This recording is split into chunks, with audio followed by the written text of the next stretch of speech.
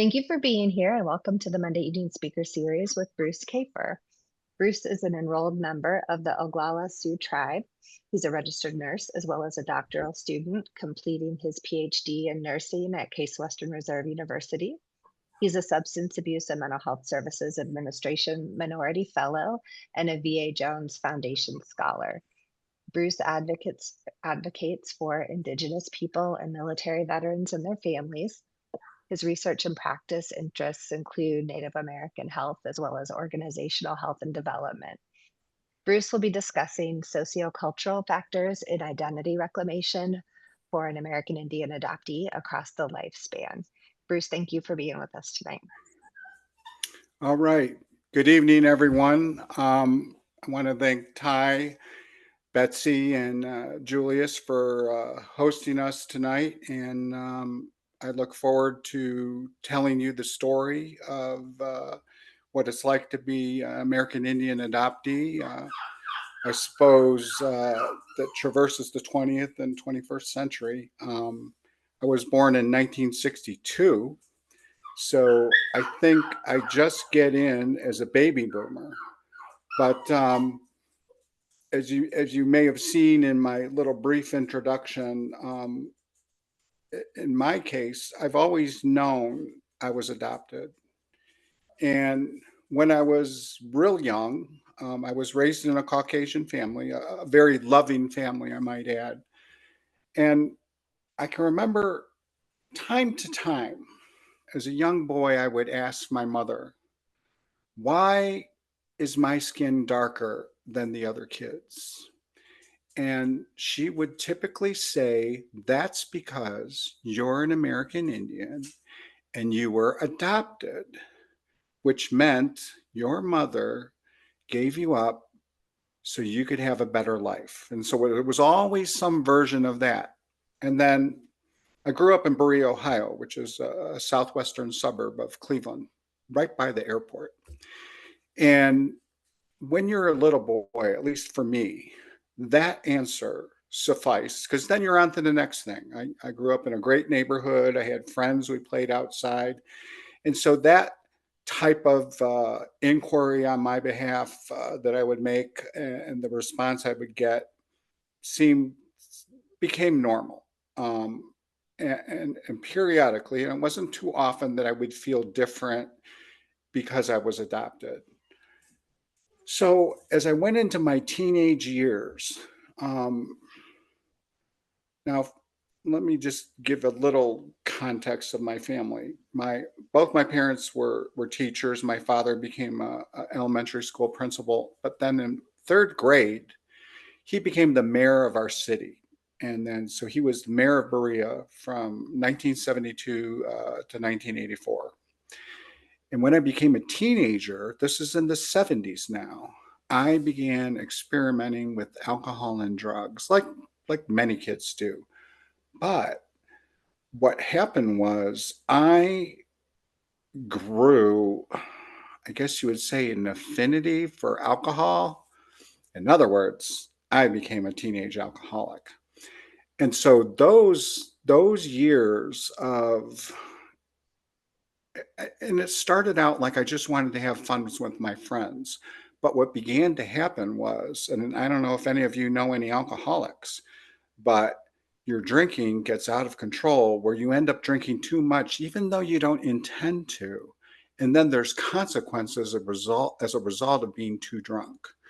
And so that results in a myriad of traumatic experiences. And I'll just give you a couple examples.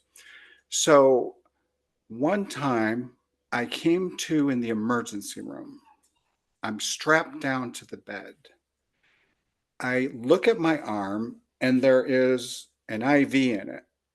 And so I didn't know this then, but what they typically do is infuse normal saline into you.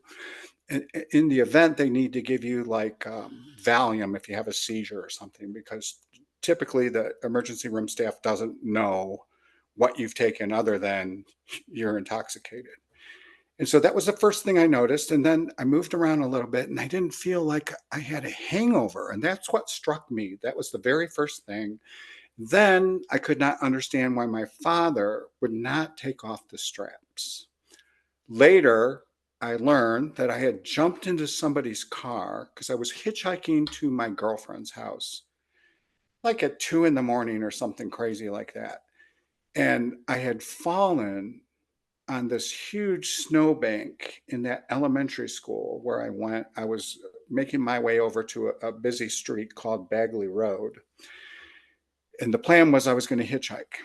And so I learned that I threatened the people in the car, who then called the police. The police came, took me to jail. Then they became concerned that I might die. So they called a rescue squad that took me to the emergency room. And all of that occurred during a blackout. So, a blackout, as you may know, is a chemically induced period of amnesia where you are still functioning, but your body's ability or your brain's ability to retain memories of what you did is depressed or anesthetized. So I didn't know any of that. And so what it is like, if you're not an alcoholic, which I assume, everybody here is sober tonight, it'd be like if you did that and then you found out about it. You would be in a period of disbelief. You'd be like, oh my God. And so the first time that happens to you, it's scary because you didn't intend for that to happen. And you can't believe what is being told. And then you go about trying to control your drinking because you don't want that to happen. And in my case, what I wanted to do was just have fun with my friends, but then there would be some kind of problems after that. And so there were a series of traumatic events like that that ultimately um, ended up where I got sent to treatment. Now, just prior to going to treatment, I had a girlfriend who had gotten pregnant. Now, at the time, she had said, and I'm a registered nurse, so I'll talk a little bit frankly here because I'm familiar with women's health now. But I recall my daughter's mother saying, I don't think I can get pregnant because I don't have my period during the summer. And my thought as, a 17-year-old boy was, it's her body, she would know. And so one day, I don't know, about 3 months later, she came to me and said, I think I'm pregnant. And I said, what? I didn't think you could get pregnant. And she goes, look, and she shows me her stomach, and there's a little baby bump. So my daughter was born on December 11th, 1980. And then on April of 1981, I entered a treatment center because eventually my parents figured out something wasn't right and they were able to get me to some people to help. And keep in mind, this was an era where we didn't have the benefit of Nancy Reagan telling us no. We didn't have Mothers Against Drunk Drivers. We didn't have like the types of things that we have now. And so in my mind, I'm like, oh my God, like they're talking. It began to dawn on me at the treatment center because I thought I was too young and they would send me home. But it began to seem like they were talking about like never drinking again. And as a young man whose only source of fun became drinking, it was just impossible to fathom living a life without alcohol. But sure enough, I went through the program. It was a 30-day inpatient stay out in Toledo, Ohio. And when I got out, I did what they said and started going to AA meetings. And I came across someone who was a alcoholism counselor. And as I listened to this person, that inspired me. And like I wanted to become an alcoholism substance abuse counselor. And at 4 years sober, I got a job at Glen Bay Hospital working in an adolescent unit. And by then, it didn't work out with my daughter's mother, and so we separated. And there was a period where I was evaluating whether or not I should sign these papers. Her mother wanted me to sign these papers because she was going to marry this man, and he wanted to adopt my daughter. And I really had to struggle with it because, and that's what first got me into research, I think, because I remember going to the library seeing, is there any harm that comes from a father visiting on the weekends? And then what I discovered in that research was the most important thing is that a child is loved. And so it doesn't matter. And then I concluded thinking, like, well, I was adopted and I had two parents. I think it would be best if my daughter would be adopted and be raised with two parents. Because in my experience, and I had always known I was adopted, and basically everything was okay in my life. So I agreed to sign these papers. Then I got a job at this facility, and it was unusual because during that time we didn't have what are called certified chemical dependency counselors. Now we call them licensed chemical dependency counselors, and there's a whole licensure process that goes along with that. But I was young, I wanted to do it. And then eventually what happened in the field, it's called professional codependency. In other words, I burned out. I didn't know what I was doing. I started to feel like someone was going to hit me over the head with a chair. But I was young and I modeled myself after a senior counselor who I admired. And it never occurred to me to tell these kind of irrational fears and the sense of impending doom that I was having. And so I began to compensate by becoming more controlling. And so ultimately, the director of the facility thought I was using alcohol or drugs and wanted to test me. And I was so offended. By then, I had 5 years of sobriety, and I just couldn't believe that they wanted to do a urine toxicology screen on me. And so I passed. And then the outcome of passing the drug screen test was, okay, you can go work back out on the floor. Well, at some level, I knew something wasn't right, and I just quit that job. And then shortly thereafter, as you might expect, I relapsed for 4 years. So, during that relapse time, you learn that even during a period of abstinence, for someone who is a real alcoholic, the disease of alcoholism progresses even through a period of abstinence. And sure enough, that's what happened to me. Until one day, I was walking down Scranton Avenue. So fast forward from this relapse to 4 years later, I'm beat down. I don't have a job. I don't have a car. And I'm getting sick and tired of being sick and tired. So I'm walking on Scranton Avenue. And in the distance, I see it looked like it was a dark path that kind of curved off and had these scary trees on it. And for some reason, I thought, oh my God, that's the path people take who don't make it back, or they end up under the bridge, homeless. And so right then I said, God, I need help. And I turned around and I walked the other way, and there was a phone booth at the corner of Clark and West 25th Street, kind of a tough area in the near West Side. I called a friend who met me for coffee, and he said, let's go to a meeting, which meant let's go to an AA meeting. And it was as if I was back. What that means is I was back in sobriety. It was almost like I had never relapsed, but I've had those relapse experiences that I could recall. And so I began to pick up the pieces and began working and went back to school. Now, let me think. So, in my pursuit of a college education, there was an opportunity to get a grant, but I had to prove I was American Indian. Now, up until that point, all I had known was what my mother had told me, that my mother, and I think she said my father were American Indians, and they were Sioux Indians.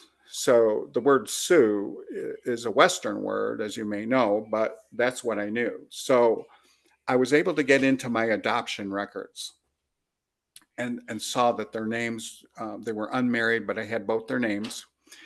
And they were from the Pine Ridge Indian Reservation in South Dakota. And so I thought, okay. So I was able to get the grants and continue in my education. And then periodically I would think about maybe I should find my birth mother, but kind of like trying to get my life back in order and go to school and work at the same time. So you're busy. So I was not always able to direct my attention to like these things that I wanted to do because there was always more immediate, priorities like getting a college education. And so I graduated and eventually ended up as a registered nurse, and I began working at the United States Department of Veterans Affairs, the Cleveland VA Medical Center. And there was opportunity to work in the Native American programs. So just a little aside, I was raised in the Unitarian Church in the 60s and the 70s up until I didn't have to go anymore. Like my parents wouldn't make me go till I was around 17. But during that era, the Unitarian Church had the children go to like a church school, and then the adults went to a large sanctuary, if you will, where they would have like what would be considered a typical church service. But I don't recall ever learning about Jesus. I don't recall ever learning about Jewish people. I don't recall learning about like anything that you would call religious. Rather, I do recall seeing a movie about Helen Keller and being kind of inspired by how she overcame things.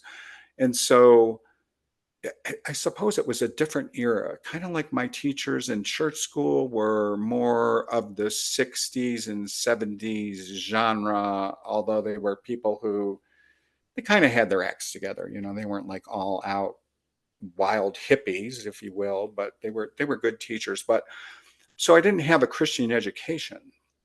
And so in those early years in Alcoholics Anonymous, you are taught that you can have a God as you understand God. In other words, it's not dictated by a formalized religion. Rather, it is your own conception.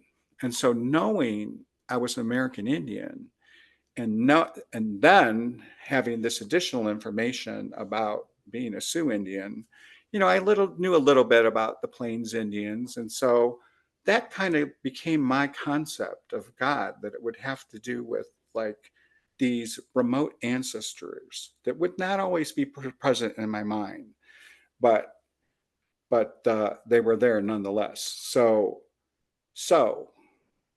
these Native American programs opportunity attracted me, and I found out about it.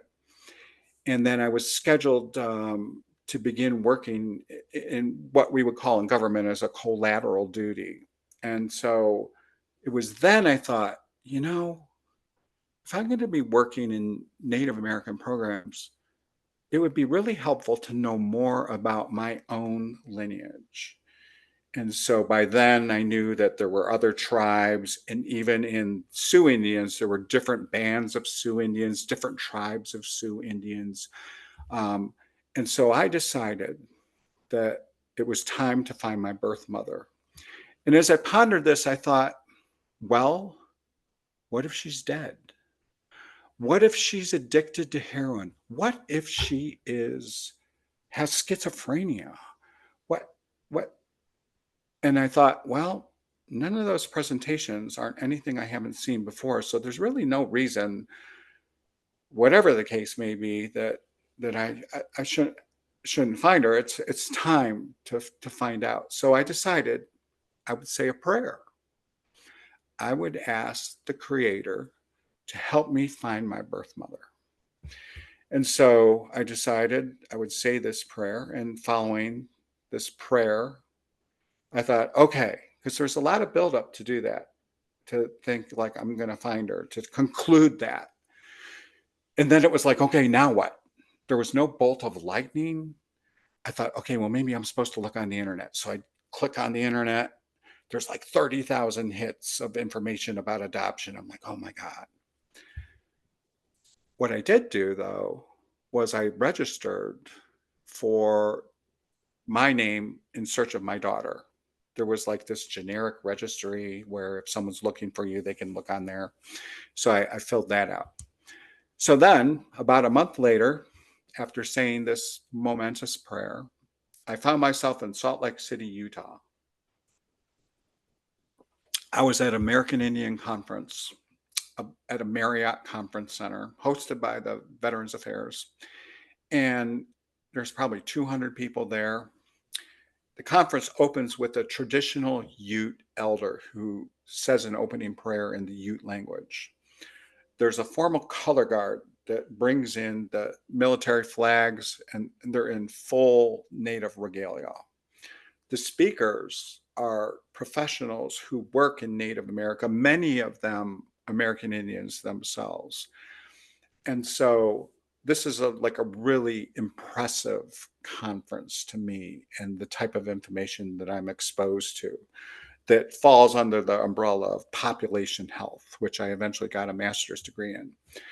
And so there's a gentleman who's sitting in the same row of tables as myself. And as I look down at that gentleman, I see that he's wearing a green beret. It has a purple heart on the front and has an eagle feather hanging out the back. And I look at this gentleman and I think, he kind of looks a little bit older. I bet he's a Vietnam veteran.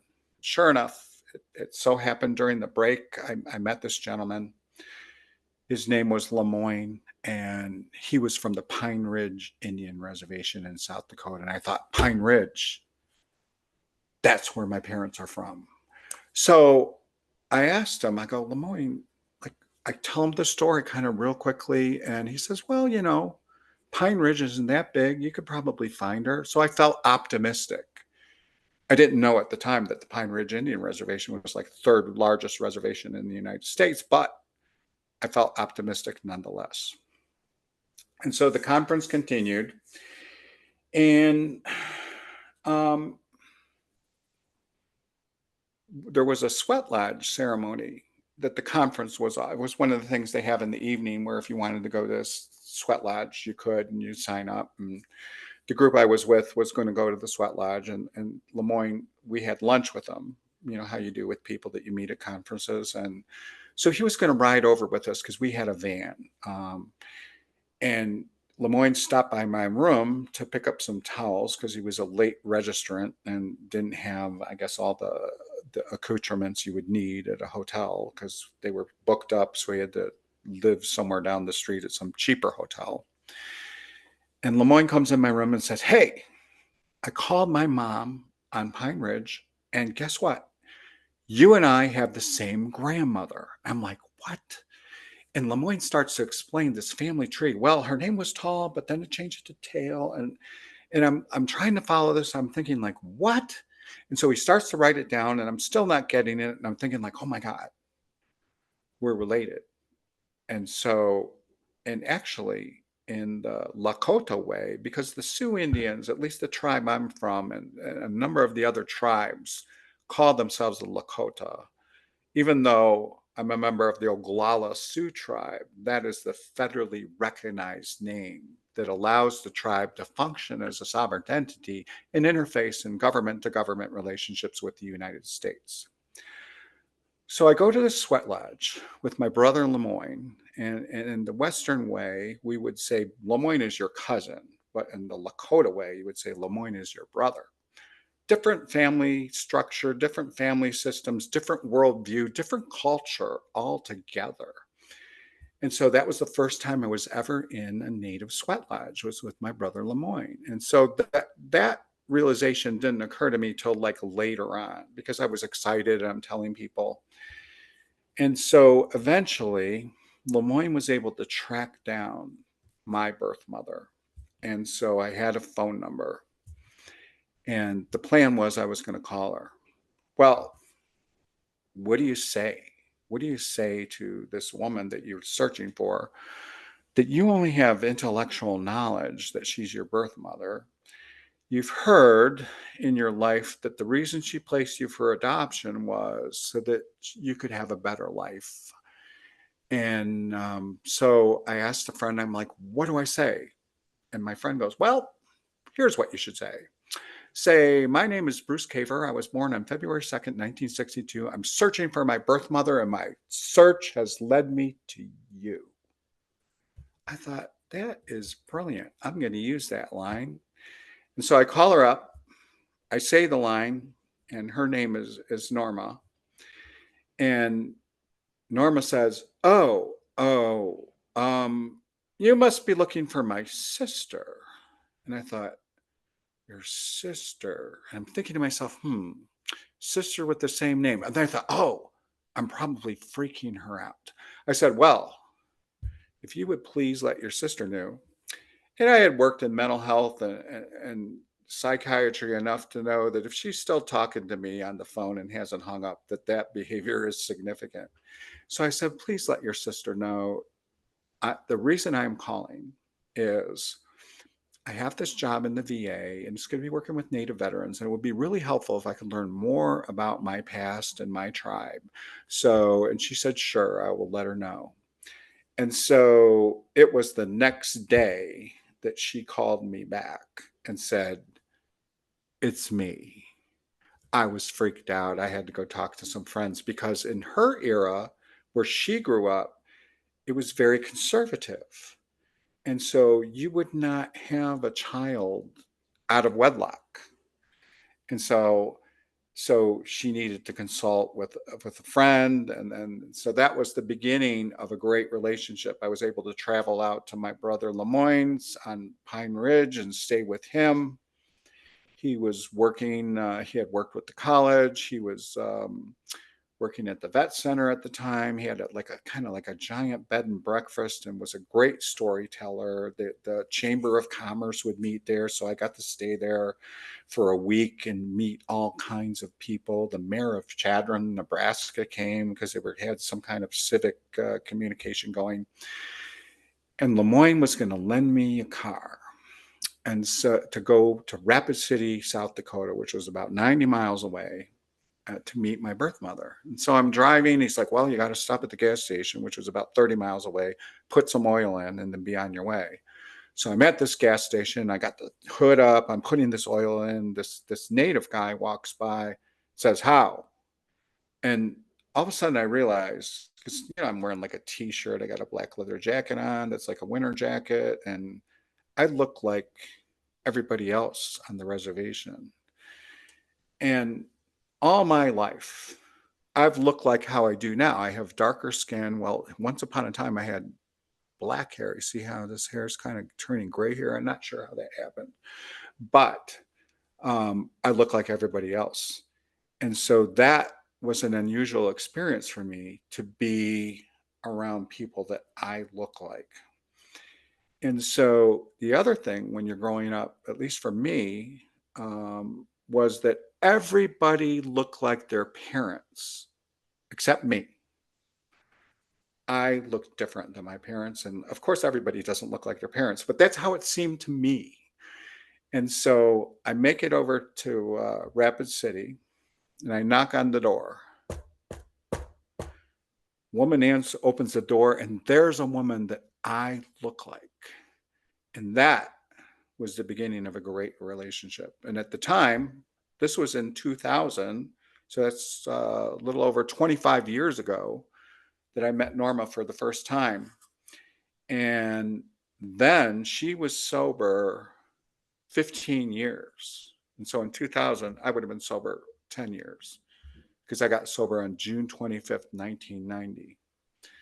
Then I learned from Norma that her grandmother had lived through the Battle of Little Bighorn on June 25th, 1876. It was actually a 2-day battle that extended into June 26, 1876, where the Lakota, the Cheyenne, and the Arapaho wiped out General Custer and the 7th Cavalry. And so my sobriety date is actually June 25th, 1990. And so I learned about all this history of my ancestral lineage and heard these great stories from my birth mother, Norma.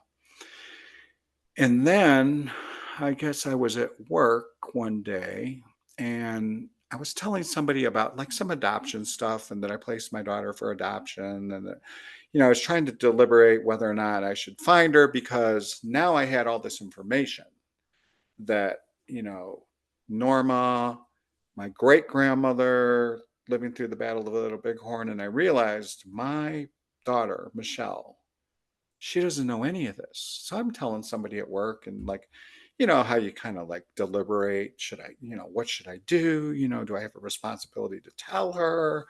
I wanted her to have a better life. And the next day, this friend at work goes, "Is this your daughter?"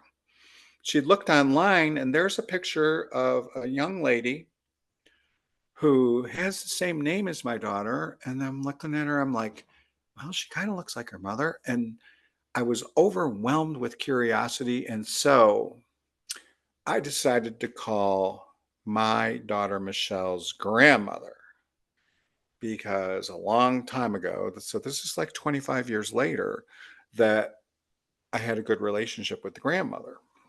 So I call her up and grandmother's like, "Oh, that's her. She's doing fine. That was a school assignment. She got a history degree." And over the years, my adoptive parents, they would periodically run into the grandmother. Her name was Jerry. It was short for Gertrude. And Jerry would give them a report. "Oh, yeah, Michelle got a scholarship to St. Joseph Academy." So I always felt like I had made the right decision by placing her for adoption, that she was having the type of life that I wanted her to have, that I hoped she would have. And so that's what it sounded like when I'm talking to Jerry. And so I had that same feeling like, oh, I'm glad she's doing good. She got this degree. And then Jerry says, you know, I don't know if I agree with them not telling her she was adopted. And I'm like, what? Right then, I knew I was going to tell Michelle because then all those things went through my mind. She doesn't know any of this. And so the question was then, how am I going to tell her? So I wrote a letter to her mother and I explained, I realized didn't expect to hear from me 25 years later because she had lived through my alcoholism. Her father was an alcoholic. This alcoholism goes from family to family. There's kind of the across generations. And I said, I need to find Michelle. Well, I decided I would create a deadline. If I don't hear back from you, I'm going to tell her. But it would probably be more ideal if you told her. And so, because, I knew there was really no reason anybody could come with to say, don't tell her. And so I didn't hear anything.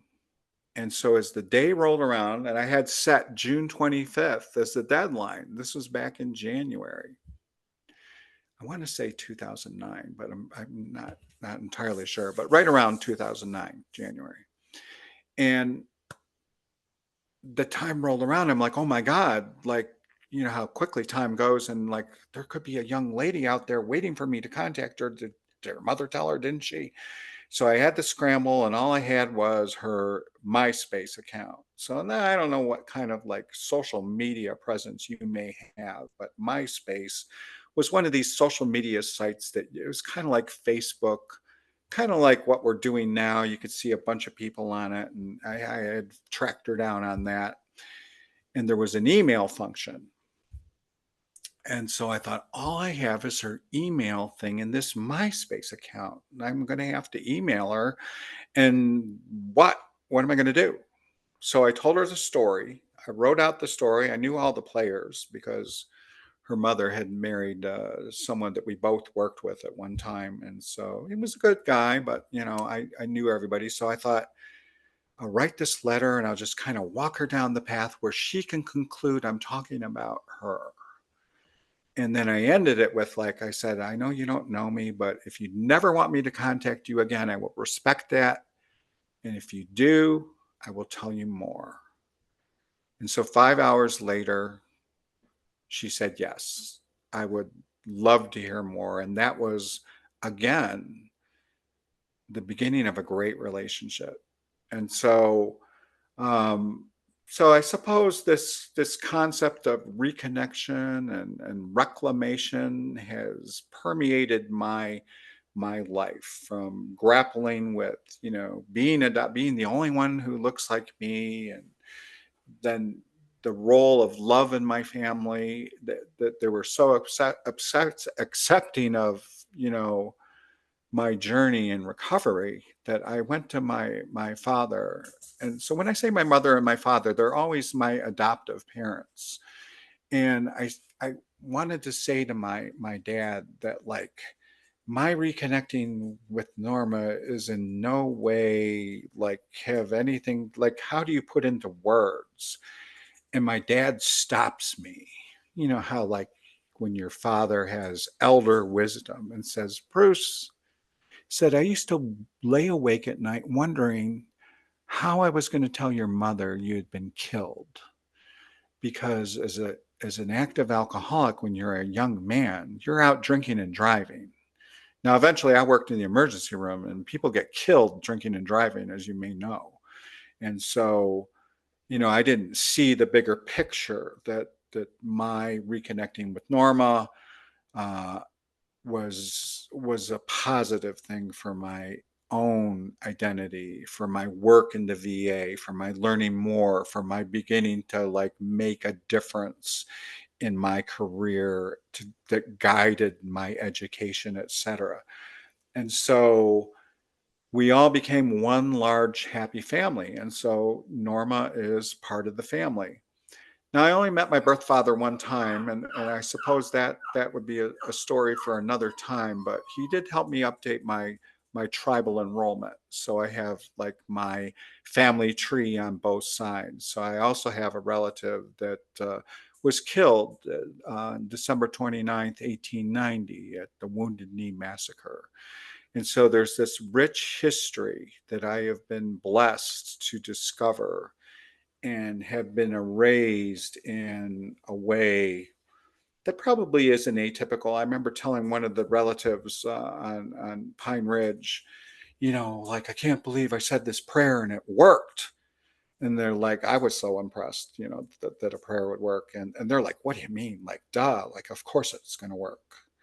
And so that just kind of expanded my vantage on spirituality, holistic practice, and the use of Native American ceremony, not only in Western healthcare delivery, but also in my own life, that it resonates me in a way that is important, uh, highly personal, and just assists in my own journey in life. And so it seems like that this identity as an adoptee is one that just evolves like any type of identity process over the lifespan.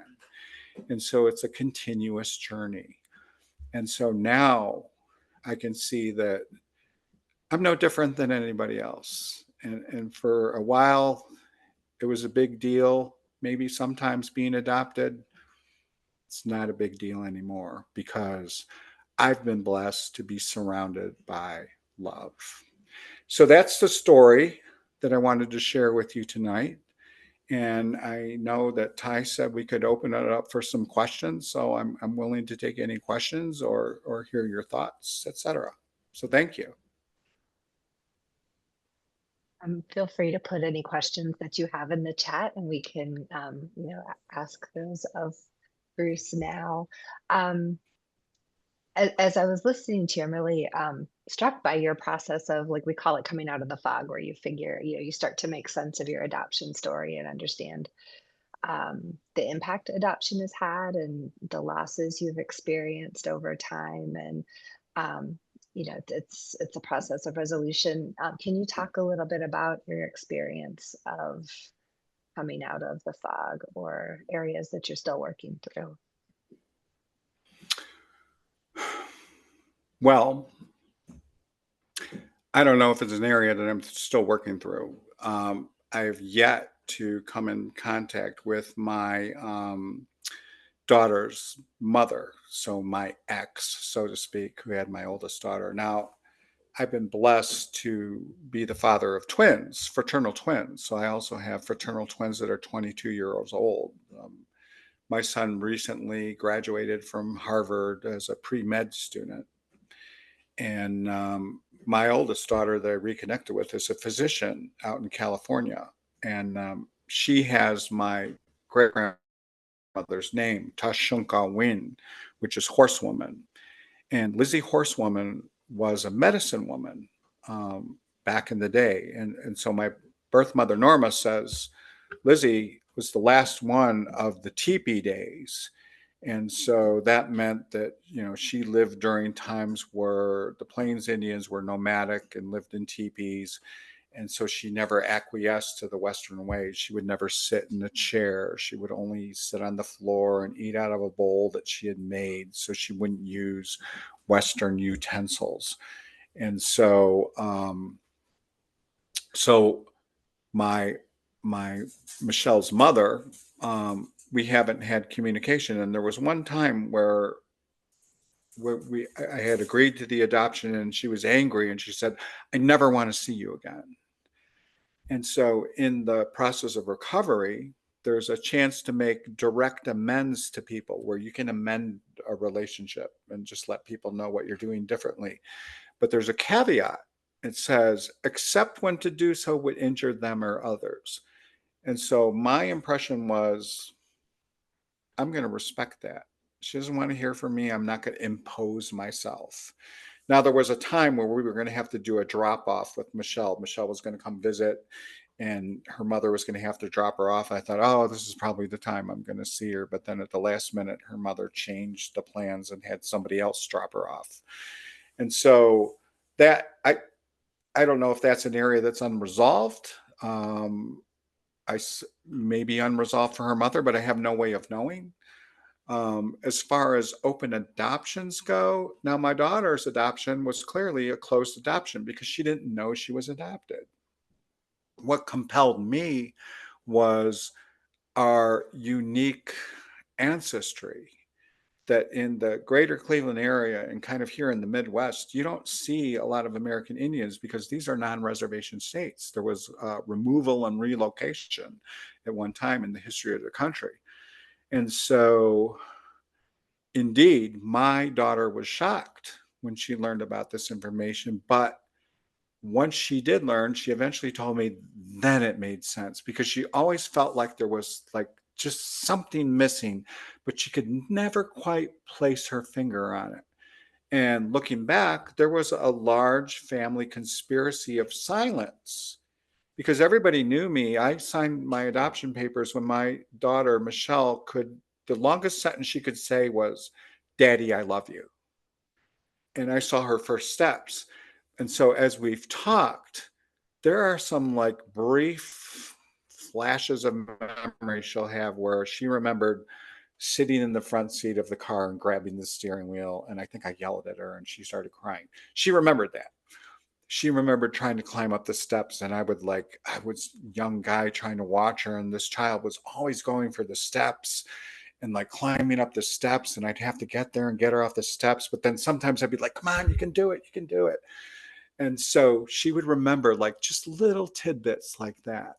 And so, um, but as far as, open adoption, closed adoption, I think those are decisions that everybody has to grapple with because there's pros and cons. If we think about it, I learned that, Michelle's parents consulted their elders, their parents, about should we tell Michelle or shouldn't we? And back in the day, closed adoptions was the ethos of the era. Like, we don't tell that stuff. Betsy talked about how those adoption records ended up being closed. And then eventually reopened. So I think there's a continuum for people. Um, so there's a question. I miss my daughter growing up. Do I wish I had visiting times with any birth family members or mothers? Meaning, isn't this reunification extra shocking that it needs to be if it is open all along? I don't know if shocking would be the term, because in my case, there's alcoholism. So my ex came from an alcoholic family. I was an alcoholic. I relapsed for a period of 4 years when I was 24 years old till 28 years old. So Michelle missed that. She gets me as a sober individual who has 35 years of sobriety now, and is firmly convinced about my alcoholism, that drinking is going to cause an allergic reaction in me. Now I understand that everybody is not like that or doesn't have the same success and recovery. So I do know Sandy Wyckoff. I think I was going to go to a conference of hers one time and maybe be a speaker, but there there was always conflicts. When I was working, I just retired, so I was blessed to be able to travel a lot in the federal government and go to different areas of the country and do different things in Native programs. And so I know that that was on my list to. I think I was going to speak at her conference. So maybe someday maybe I'll at least get to attend the conference and get to meet people in the network. So I think that's exciting work that she's doing. Nice lady.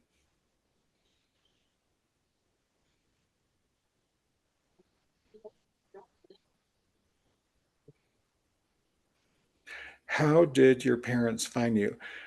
I'm not sure, but I almost want to say that the agency that Betsy has was the same agency that like placed me for adoption, although it changed names or over the years. But it was an agency in Cleveland. There's an interesting story because my parents, they originally wanted to adopt a Black child. And it was the social work at the adoption agency. And keep in mind, this would have been like 1961, before the passage of the Civil Rights Act, right? That they wanted to give a disadvantaged Black child a better life. Maybe we could say they were like idealistic at the time. My mother is still alive. She's 90. My father unfortunately passed away in 2017 from stage 4 pancreatic cancer. But I was blessed to be able to be there. And for some reason, I knew I would be there at the moment he died, and sure enough, I was. But um, the social worker said, have you thought about American Indian children? And it was almost the way I heard the story was like American Indian children, and what's that? And so that's what they decided. And I have a brother who's 2 years younger than me, and he is from the Standing Rock Sioux tribe. And while he was able to reconnect with his extended family, his birth mother denied him. And then we had a plan where my birth mother Norma was going to reach out to her and try to like bridge the gap, but unfortunately, his birth mother died before we were able to accomplish that.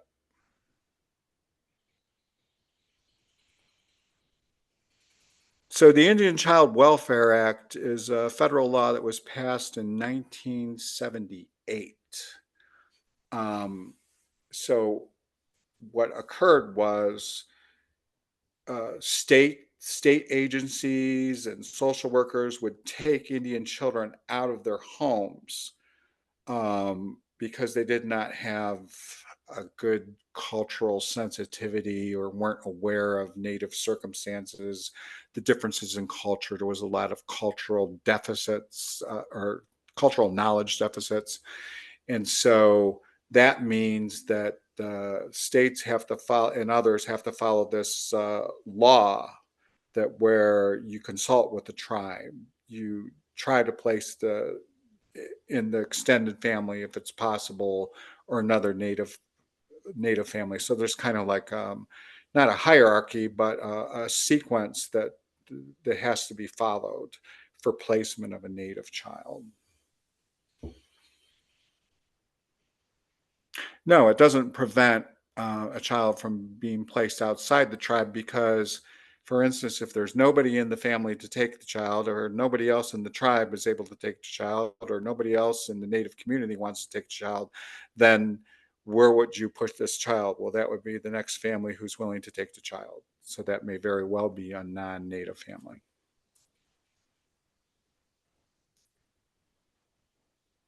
There's a question a little farther up in the chat. I'll see. Andy, go ahead. You can come off mute if you'd like to ask directly. Yes, I did have a question up further in the chat that I'll ask in a second, but I also wanted to say, having worked in child welfare, that, you know, the efforts that child welfare professionals often say they're making are more nominal, right? And so I just wanted to address the way that the question was written initially, that they cannot be adopted by any non-native parents is absolutely not true. Thank you, Bruce, as you've expressed as well. But my question is, both Susan, I've lost it. Ty, you jumped me down on the chat. Okay. Both Susan Devon Harness and Crystal Park, who are Indigenous people adopted by white parents, have spoken of the microaggressions that they faced in their families and communities. Was that at all your experience? In this area where I grew up, no. I mean, I encountered some microaggressions, but I knew what they were by the time I encountered them. However, when I went to South Dakota, there's a difference. And so when you are raised in a society that or an area, let's say, where there's kind of like a socio-cultural inculcation to discrimination and prejudice directed at you specifically, I see how that can be integrated into a person's being. And so, for instance, when I would go to South Dakota, I remember walking up to a hostess station. And mind you, I've been a mental health professional for a long time. So I'm like very sensitive to interpersonal dynamics, behavioral dynamics. And so I saw that hostess's fear rise up. I used to like lift a lot of weight. So I was always big and muscular, although I've slimmed down in my older years. But the moment I open my mouth, because I can speak the language, I can speak the English language. I'm highly articulate. I have a very large vocabulary if I want a large vocabulary. Then I saw her fear go down. So then that bridged the gap. Now, when the waitress came to the table, because I was eating with Lemoyne and like Norma and other family members, when the waitress came to the table, she adopted like an unusual demeanor, as did the people I was sitting at the table with. That demeanor allowed them to communicate across this cultural divide. So there's a wide gap in culture and acceptance of the other side. But that's how they did it.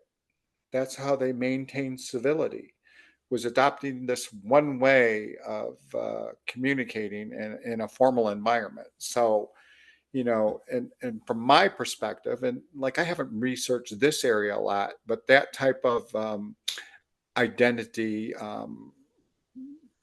resultant identity, is because of these differences in prejudice, years of hatred, and what we would call historical trauma, or this cumulative trauma across the lifespan and over generations. So that's what I see. And so I think I'm blessed that, you know, I didn't experience that, because what that does, it allows me at times an emic perspective. Like when I walked into the grocery store in on the Pine Ridge, everybody looked like me. It was very different experience for me. It was almost like I felt invisible. And normally I stand out when I walk into a room. And so that was like a very different experience, being around like everyone who looks like you know, and I realized then that I became accustomed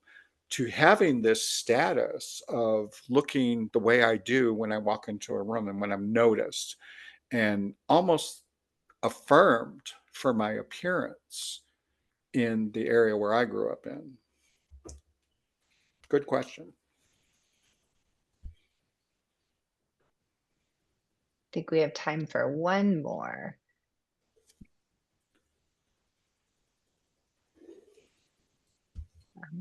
And I'm going to go ahead and put in the chat a link to a survey. We always appreciate anyone who's willing to give us some feedback on the programs that we offer and ideas that you'd like to see coming forth in the future. So if you would all take a moment and fill that out, we sure would appreciate it. And above this, in the chat, Sandy, I apologize for messing you up there with your question. I put in some links for other Adoption Network Cleveland programs. I just wanted to make sure I shared that with everyone. So we'll include links for this, in our follow-up email to you. But I just want to thank everyone for joining us this evening. And thank you to Bruce for sharing so much with us and for volunteering your time with us tonight. Adoption Network Cleveland is a nonprofit organization serving individuals and families impacted by adoption, kinship, and foster care through support, education, and advocacy. We are a membership organization, and we hope that you'll consider joining as a member to keep our programs going. To find out more about the organization and to support our work, you can visit our website at adoptionnetwork.org. And we hope that you'll join us for many of our upcoming programs and meet us here next Monday night. We have Emma Stevens coming to share her third book. She has a series of 3, and her third one just came out, and she'll be talking about that experience with us next week. And we have several other great presentations coming up with the Monday Evening Speaker Series. So thanks everybody for being here. Thanks for having me.